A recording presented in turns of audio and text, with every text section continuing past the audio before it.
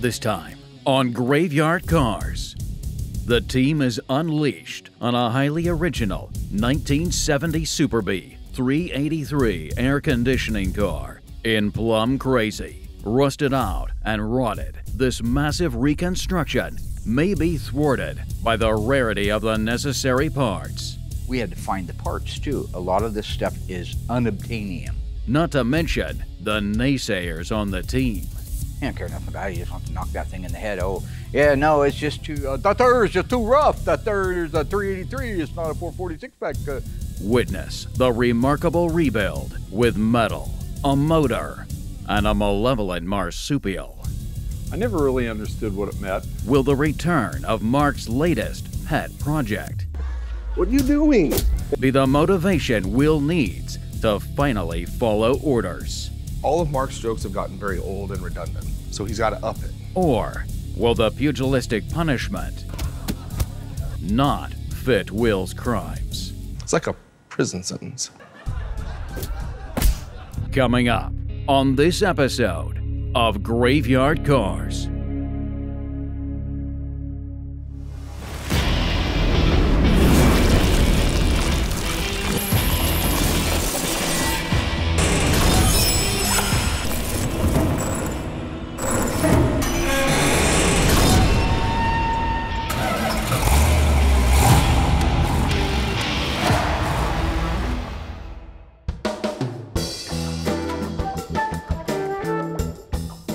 Super Bee in Plum Crazy, one of 5 wild new high-impact colors. High performance for the low dollar, that's Super Bee. This racing hood with hold-down pins is optional. The new B-stripe treatment. Now the Super Bee and the RT fly like a coconut in a hurricane. With their standard Magnum mills, the B's 383 and RT's 440. And if that ain't enough stuff under the hood, the sizzling 446 pack and Hell for Leather Hemi are optional on Super Bee and the RT.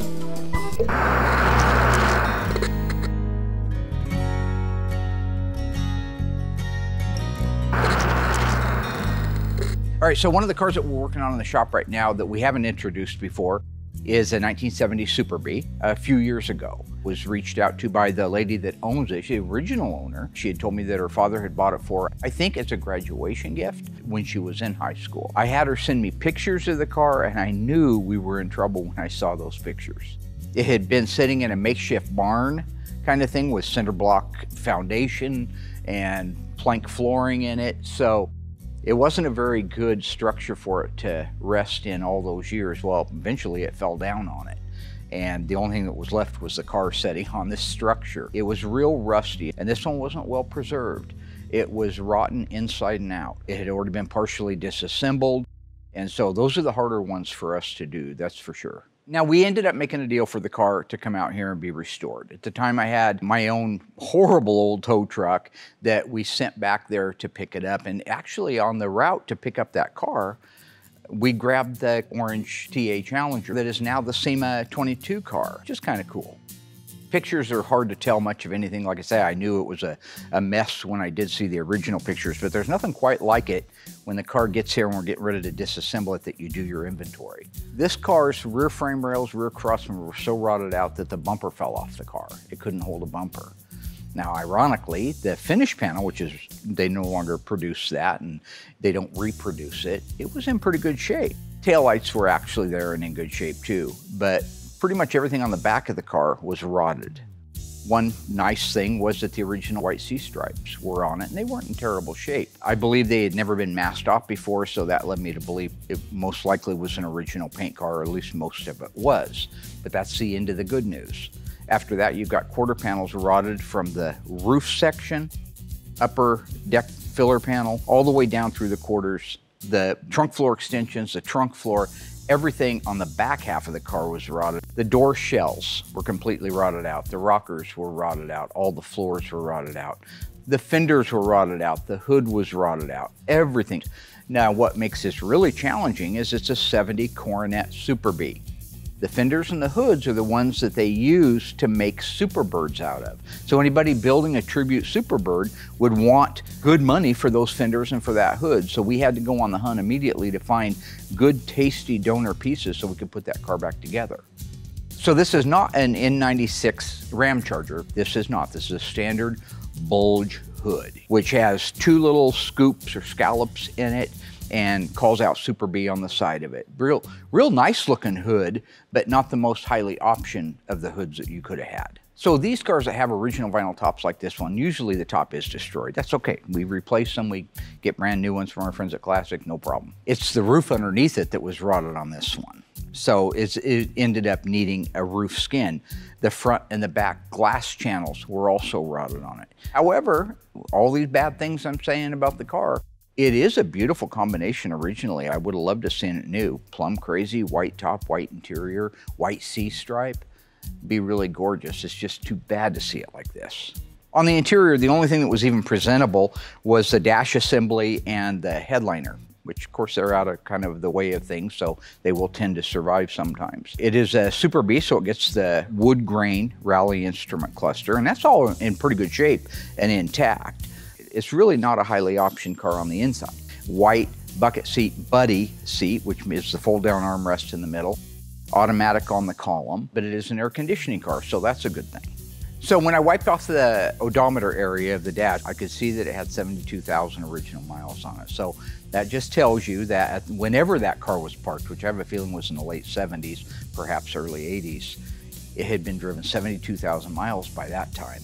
But that was the last it was on the road before you see it like this.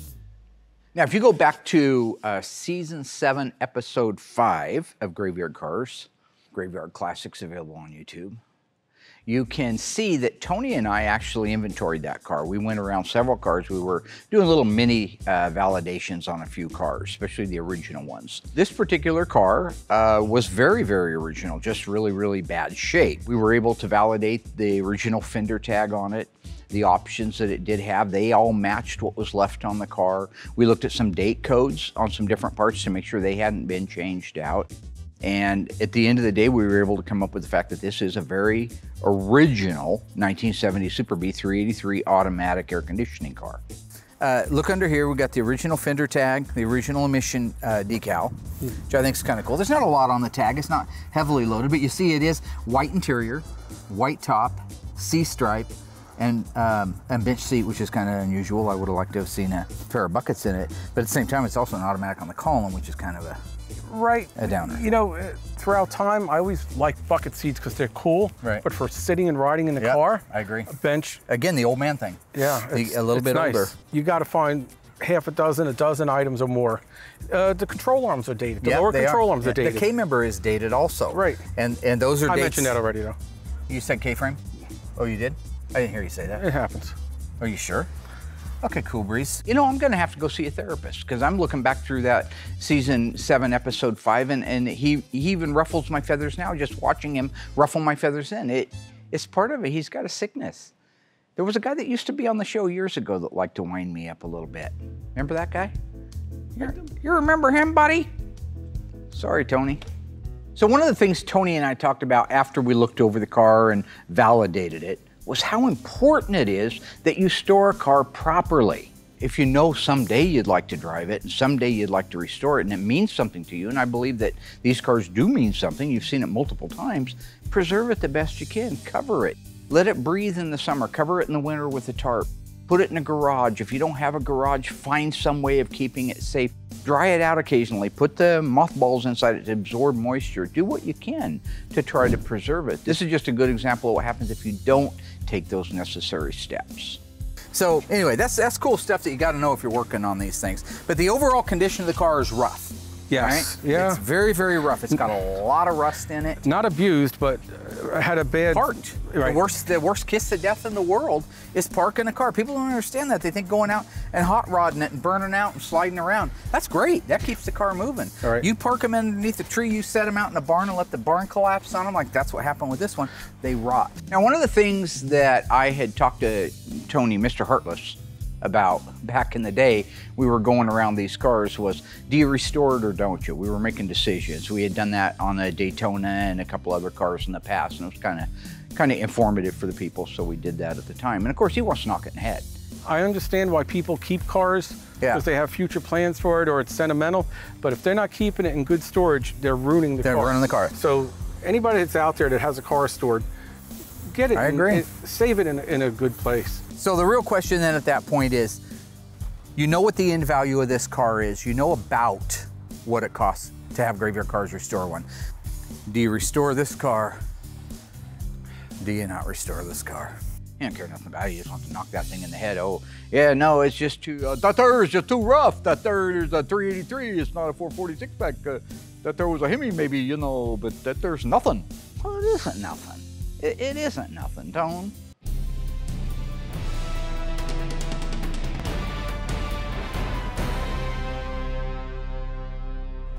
Okay, Mark, first of all, like usual, you got all your facts wrong. Yes, I did say that based on the fact that it was really bad shape and only a 383 automatic car, that if you asked me, I wouldn't restore it. But you then pointed out that the car is an original owner car and that, of course, it has sentimental ties to the owner. So at that point, I agreed that it's justified restoring that car. And you know, Mark, an interesting point, Dodge never offered a convertible Super B in any year. Dodge also never offered a Super B hardtop.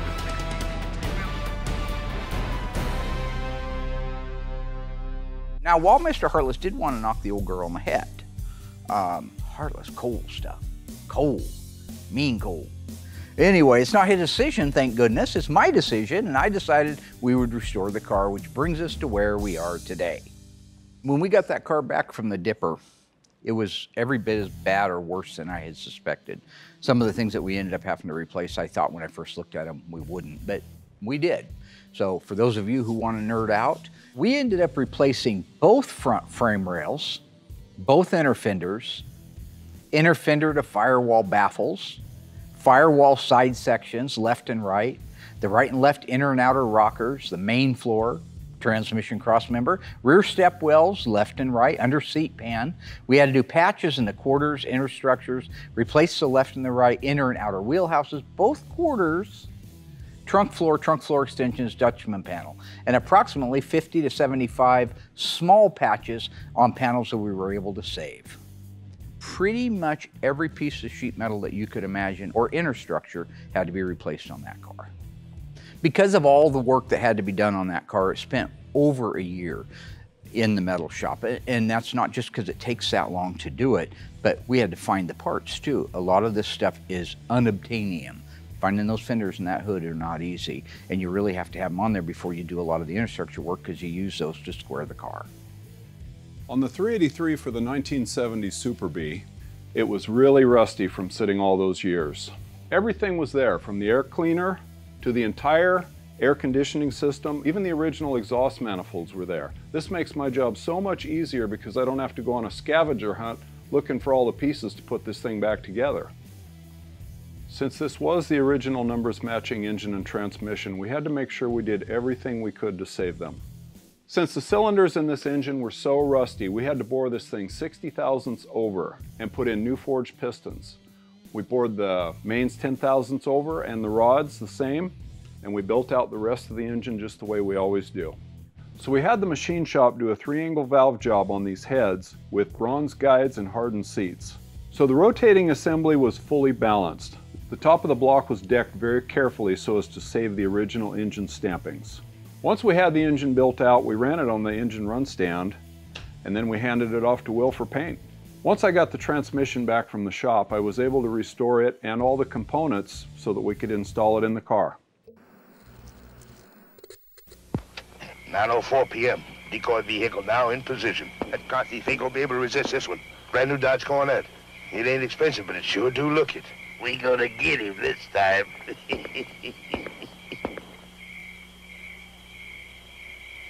Hey, JW, that you over yonder? Buford, will you be quiet? Shit. Somebody left the keys in a car over here. That's a good way to get it stolen. Buford, hush. That's the whole idea. Hey, it's a brand new Dodge Coronet. Ain't that pretty? Buford, will you get... Hey, it's snazzy inside, too. Boy, it's big. Hey, is that all they cost? Hey, JW, I'll bet you. Go wait in the squad car. Okay, JW. Hey, where'd it go? The beautiful new Dodge Coronet. A value so irresistible, you can't afford not to be Dodge material. Black and white, red light on top. Stop laughing, Clarence.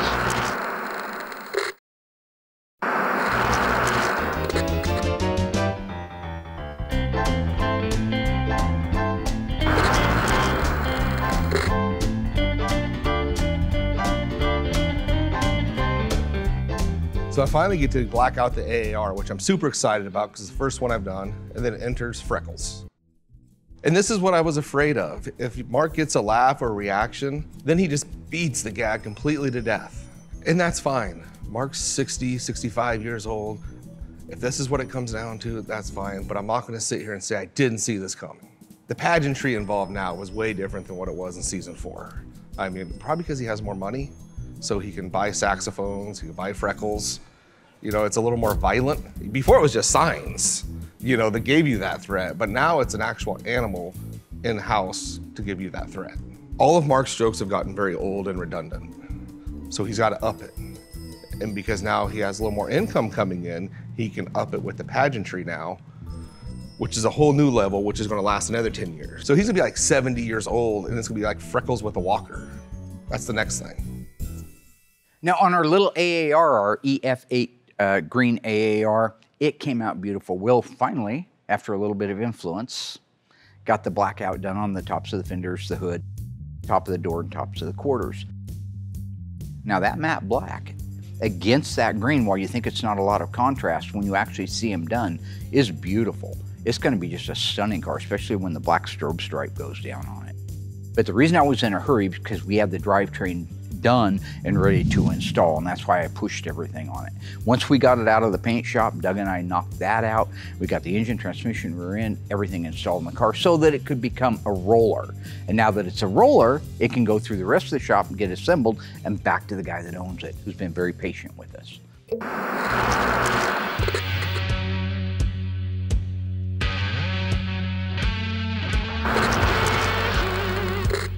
So after the metal work was done, we kicked it over to the mud shop. Mud did a great job. It went really quickly through there. After that, they were able to hand it off over to Will, and he could start doing his magic. So in typical fashion, we got the car all blocked out, made sure it was dialed in. At that point, we're able to disassemble it and get going on the jams. So right now is what I'm doing is if you prep the car, I let you jam the car. So that way I can get Brody spraying more, and I have my new helper, Count Chocula, spraying at the same time, so they can develop their skills at an even pace.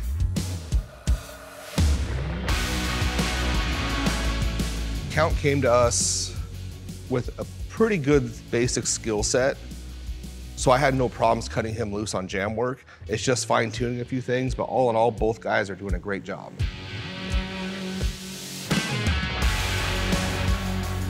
I've been doing more and more painting of the jams here, and it's going really well.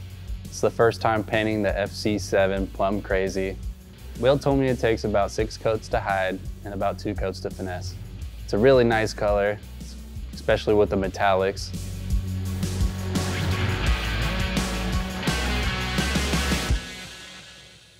The clear I use is the same clear that Will uses, which is a PPG 2021 polyurethane clear.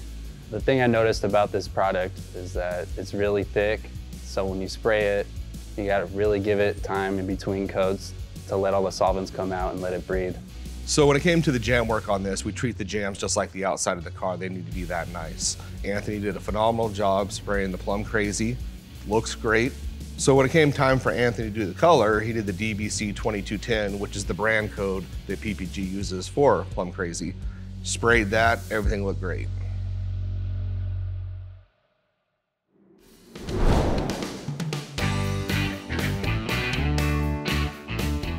I think Chocula's doing a great job. I love the guy.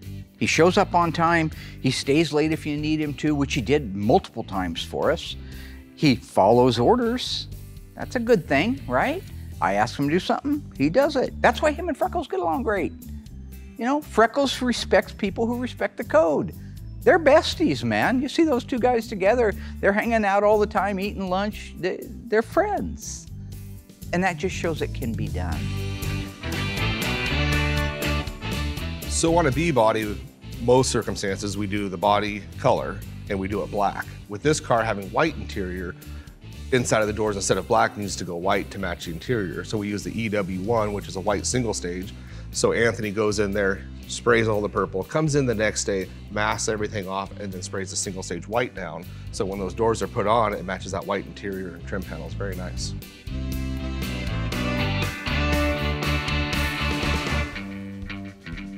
So once all the jam work was completed and everything looked great, I had my team put the car back together, start getting the car ready for final paint.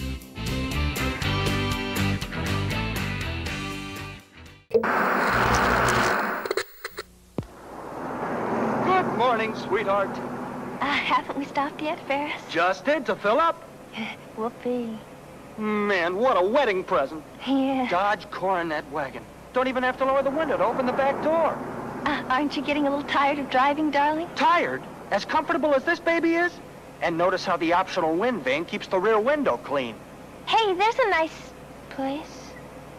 I'm telling you, our house should be this plush. Ferris, I'm hungry. Sure, honey. Take a look back there. That deck's wide enough to hold paneling. Over 4 by 8 feet. Hey, why waste money? We could just... Ferris, you wouldn't. New Coronet Crestwood wagon. With this much wagon at this low price, you can't afford not to be Dodge material. Ferris, put down the owner's manual and turn out the light.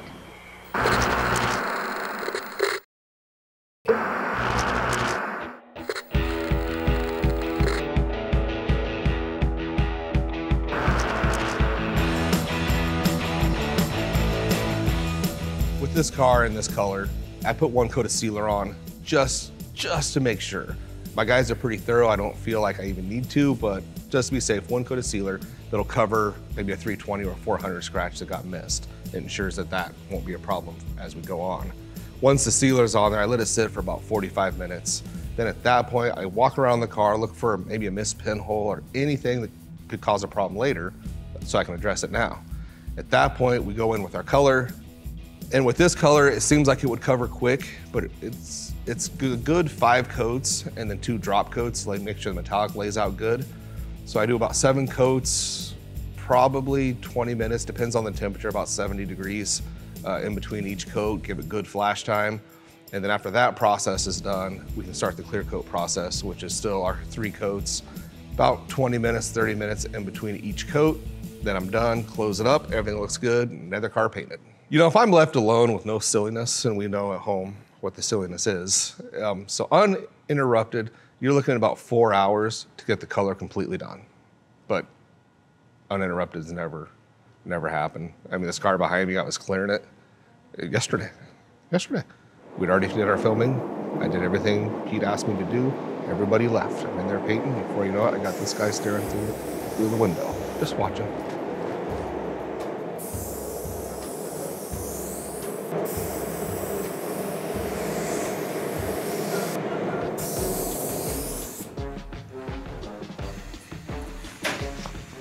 What I want to know is why you're not doing it on the roof. We just talked about this on the green car, right? Remember the whole thing about the green car? Yeah. Why aren't you putting color up there? Well, a couple things. Okay. First of all, I'm like right in the middle of a paint job. No, I understand that. And I understand all the... Is that a dirt speck? He can threaten me all he wants with his craziness and costumes. The great thing about Mark, in 30 days, he's not gonna remember any of it. Secondly, factory didn't even have color on roofs that got vinyl tops. So this is where I would have listened to Mark. It's his shop, his paint, his rules. That's why I get along great with him. I told you about this on the green car. I want to pretend like it's never ever going to get a vinyl top. It's never ever going to get blacked out. But with the green car, I talked to the customer and he assured me that we were doing. Listen, I'm a creature of habit, okay? I do things the same way. I put my shoes and my wallet and my keys in the exact same spot. I'm a creature of habit. That's how I survive. Also, I just like things done my way. That's one of the advantages of being the boss.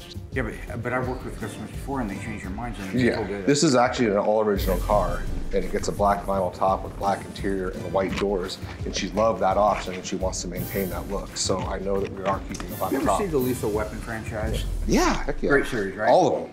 So people say, why is it going these crazy references to movies and make all these threats, and what's up with this Freckles thing? Well, it's to make him learn. It's just a different type of thing. I'm willing to take the time to help him learn. You can use scenarios from movies to learn from, right? All right. Remember Marathon Man? Is it safe? Is it safe?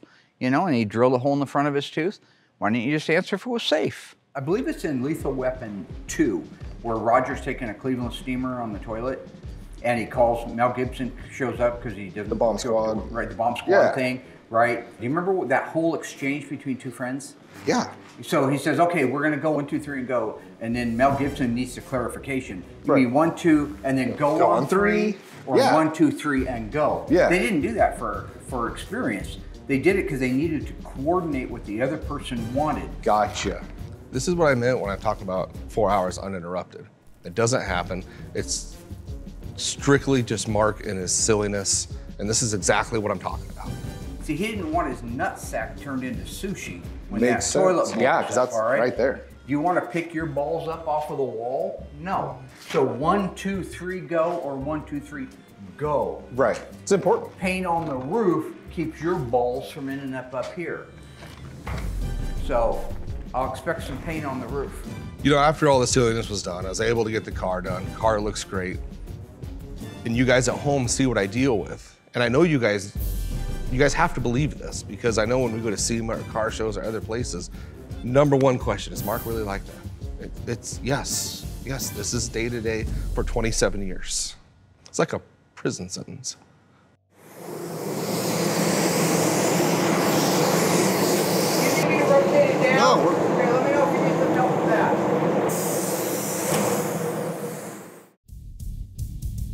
Stay tuned. Bad news for the ghouls force Mark and Dougie to embark on a dark journey into Graveyard Car's past. The closer we got, the harder it started raining. To rescue an old friend from a dire situation. And as we got closer, it got darker and darker. From an old resurrection. They're coming back to life, Mark! To Will's current insurrection. Still not gonna do it. How far can Mark be pushed? The great thing about Mark, in 30 days, he's not gonna remember any of it. Before threats escalate to violence. Paint on the roof keeps your balls from ending up here. When Graveyard Car's returns.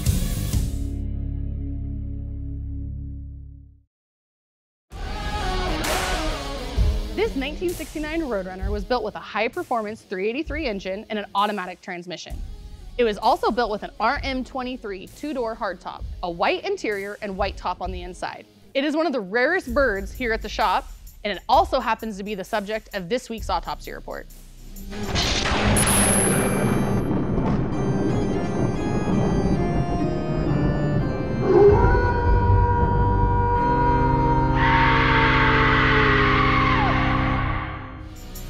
So remember folks, we read a fender tag left to right, bottom to top. E63, that's gonna be a high performance 383 engine. D32, 3-speed automatic torque flight transmission. RM23, that's the first 4 digits of the vehicle identification number. It also means that this is a 2-door hardtop Roadrunner model. H9G, H means it's a 383, 9 represents the year, so in this case, 1969. G represents the assembly plant, which in this case is St. Louis, Missouri. 293831, that's the serial number, which is unique to this car.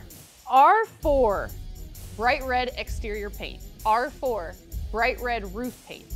M6W, that's vinyl bucket seats in white. W1, that's upper door frame paint in white.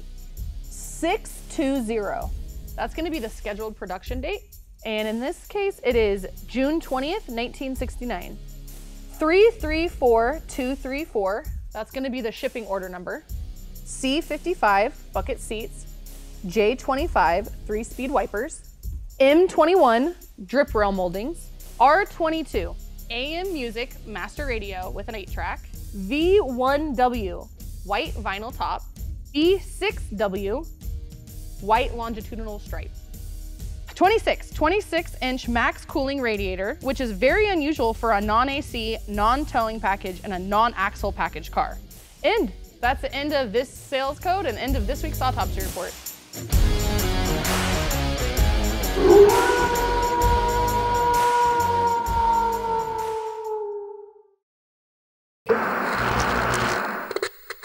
Keep on it. So anyway, Mr. Evans. Easy. When I showed you this new Dodge custom swept line. Yeah, love it. Mr. Evans, I made a terrible mistake in the price. I know it. You didn't charge enough. Oh no, I charged too much. Too much? With what I got on it? Foam seats, power brakes, automatic transmission. That's it. What? Automatic transmission. What about it? You paid for it. Of course I paid for it. But this specially equipped custom swept line comes with an automatic transmission at no extra charge. It's a special Dodge package. Saves you more than $247. $247? Hey, Wallace! The new custom swept line automatic special. See it today at the Dodge Boys. Hey, Wallace, $247.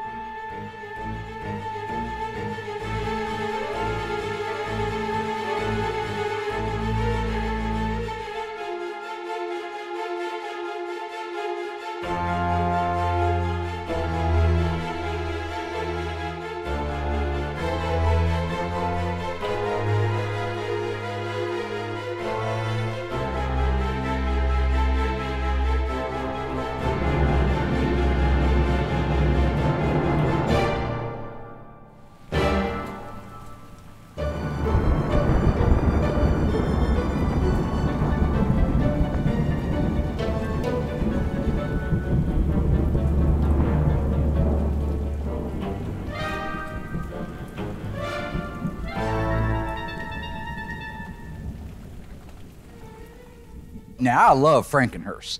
I built that car years ago. For those of you who have watched the show for many, many years, will remember Frankenhurst from the pilot episode. This was all for this epic trailer for the show. I didn't know what I was doing at the time. I just wanted to make something cool. So I built a 1968 Cadillac hearse, but it couldn't be a Cadillac-powered hearse, right? Because people would mutiny on me. So we ended up taking the 500 and some cubic inch, maybe it was a 500 cubic inch Cadillac engine and transmission out of it, and I adapted a 440 Magnum in it, rebuilt a 30 over, I think, mile camshaft, put a tunnel ram dual fours on it, and we used that many times in that original opener, the original cold open that it was and trailer that it was for Graveyard Carz. Frankenhurst has been with me since '08 when I first built the car, but we haven't used it. You haven't seen it now in probably 200 episodes. It was only used in the first couple, I think. It's been stored down at our friend Chuck's place, Springfield Auto Recyclers. You guys recall Springfield Auto Recyclers is where we held a paintball challenge back in the early days, I think season 2 or 3. We were all down there, and it was a great place. He had all classic cars, and he sold stuff off all over the world. He had discovered eBay, and that's how he was making a living after he shut down the main collision type of recycling yard. After 10 years of sitting there, Chuck called me up and said he was retiring. Thank goodness for him. Good for him. Glad that he did. But that we had to get the car out of there. So I remember Frankenhurst from when Mark first built that car. And after seeing it sitting in the wrecking yard all those years, I was really excited to get it out. I'll tell you something, you know, this is an interesting thing. So it was a decent day when we started out and decided that we were going to run down and grab the car. And you remember in the Munsters, whenever there was always rain and clouds over the house itself, no matter how nice it was everywhere else, it was raining outside the house. That was a great bit. Well, I think Frankenhurst borrowed a little branch from that tree, because while we took off and it was nice weather, the closer we started getting down to pick up the car at the wrecking yard, the more it started raining. The closer we got, the harder it started raining. Now, Doug, he's simpleton. He loves this stuff because he loves monster movies. I'm not so thrilled because I know I got to be out in it. But literally, as we were pulling up to that place, the skies opened up and really let go. So when we left the shop, it was dry out and sunny. And as we got closer, it got darker and darker. And this was like a lot of old movies I've seen. It was right up my alley.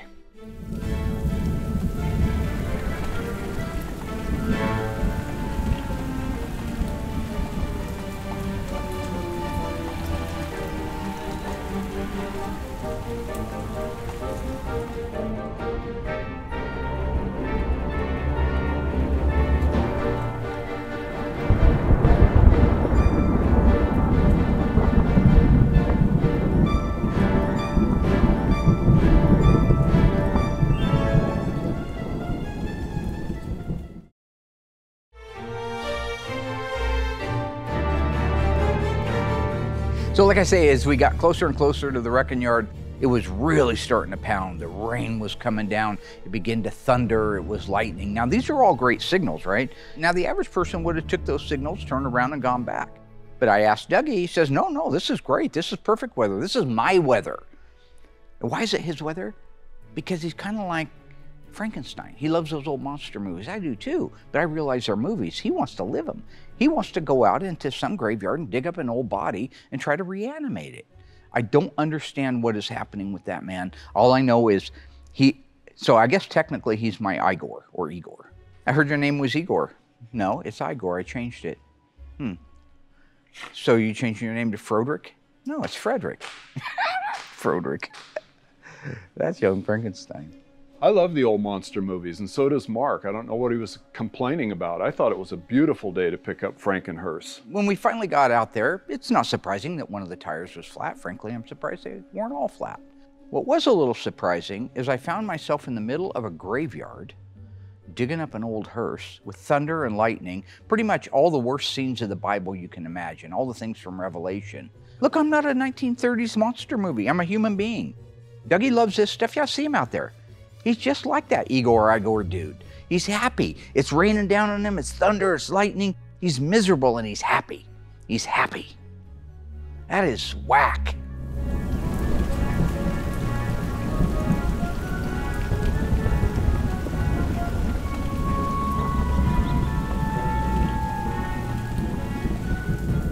Once we got air in the tire and got it hooked up, I noticed Mark seemed to lighten up a little bit. Oh, hi, boys! Gondars! Gondars! So I noticed Marcus started to bring Gondars back again. I never really understood what it meant. But if it makes Mark happy and calm, then I guess it makes me happy and calm. And now here's the thing about Gondars. I love old Gondars. That's from the movie I Spy.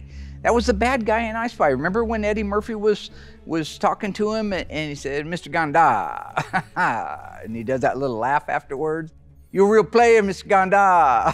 I love that. So I adapted it. I hadn't used it in probably a season or two now, and I was down there and I just felt like, given the circumstances, things were odd down there, that I just throw out a Gondars and try to bring some familiarity to the scene. Is that bad? It's about ready to pull that bumper off of there. The bumper's coming off? Yeah, something broke loose in there and the whole thing rolled up like this and it went back. Yeah.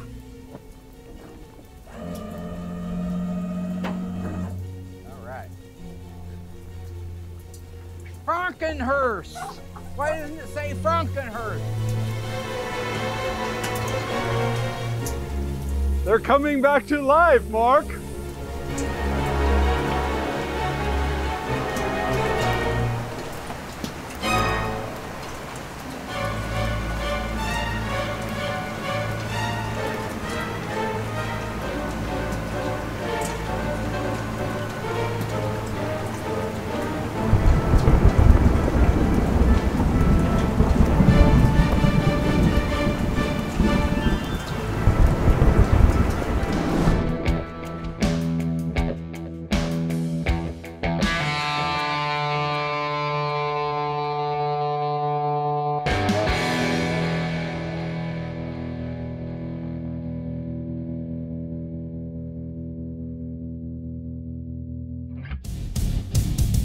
still to come. Will didn't follow an order again.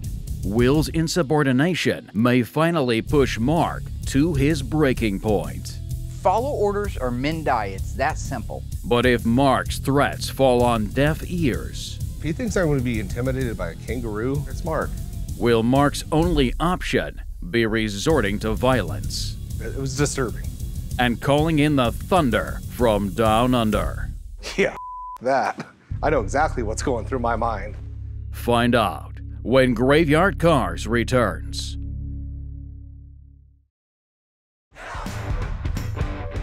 While I was gone, I left specific instructions that I wanted Brian to get the car out of the paint shop as soon as it was kicked off and put the drivetrain in it so that we could make it mobile, which we did. I come back from that literal haunted house, walk by the car, which Brian did his job. He put everything in it like he was supposed to, only to find out that Will didn't follow an order again. That's right. I specifically asked him to make sure that that roof got painted, and I'm looking at a roof that is gray primer. You know what I'm saying? Imagine my surprise when I walk by the car after Brian gets the drivetrain in it. I'm out in the wet and the sleet and the hail and the snow picking up Frankenhurst, and I come back to see this. Actually, Doug was.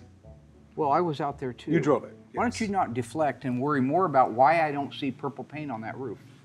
The same reason I gave you last time. Yeah, but I told you and you didn't. So keeping the millage low is key. You know what else is key? Huh? Go Brace? Following orders. Follow orders or men die. It's that simple. Jack Nicholson, that is from A Few Good Men, and it's a fact. So what I started doing is, why take all the extra purple to put on this roof when it's covered? Because the boss asked you to. But the boss doesn't understand how real this problem is. So I have a bunch of leftover paint, so next time we're doing this color, I have materials from this car and this car. So it's fair to say you didn't learn anything from Freckles. Him and Freckles, man. If he thinks I'm going to be intimidated by a kangaroo, I mean, really? I know who's underneath there. It's Mark. Why are we talking about Freckles still? Can we move on past Freckles? See, look at what he's done to you, Pete. He's literally taken quality questions, throwing them all out the door, and it's all about Freckles. It's all about Mark again. Got it. What's against what I asked for? You told me to put color on that roof. All the way I chose not right? to. Just like the AAR, right? Yeah. Yeah. But I did that to protect you. Yeah. So I noticed that you did do the AAR blackout after Freckles took care of business and explained to you how it had to be done. Well, I didn't take care of it. It was disturbing. Yeah. Why don't you hold that thought for just 1 minute? Don't go anywhere. I'll be right back. How come?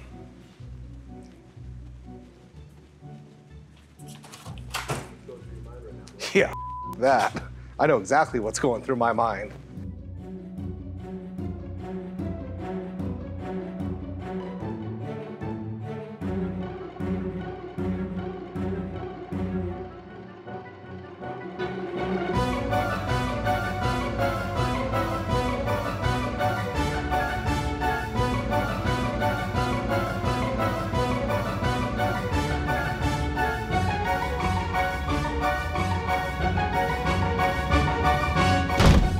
For the moment, all discipline seems painful rather than pleasant. Oh God, what do you want? But later, it yields the peaceful fruit of righteousness to those who have been trained by it. We're fine. Okay, that's enough. That's enough. Hebrews chapter 12, verse 11.